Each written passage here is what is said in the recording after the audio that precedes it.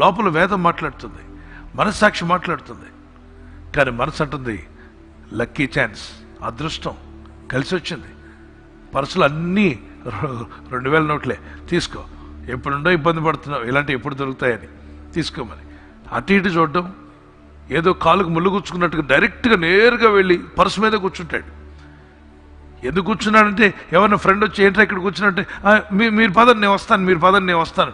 ఎందుకు కూర్చున్నాడు చెప్పు ఎందుకు కూర్చున్నట్టే, ఇప్పుడే ముళ్ళు గుచ్చుకోలే, పర్సు గుచ్చుకుంది మనసుకి, కాబట్టి కూర్చున్నా. ఆ పర్సు నెమ్మదిగా తీసుకొని దానిలో అమౌంట్ తీసుకునే ప్రయత్నం చేస్తే అప్పుడు నీవు మనసుకు చెప్పిన మనిషి యొక్క ఆలోచనలు నమ్మావు కాబట్టి దానికి లోబడ్డావు కనుక నీ వెంట్రుకలన్నీ లేచి నిలబడతాయి, గూస్ బాంబ్స్ అలా నిలబడిపోతాయి.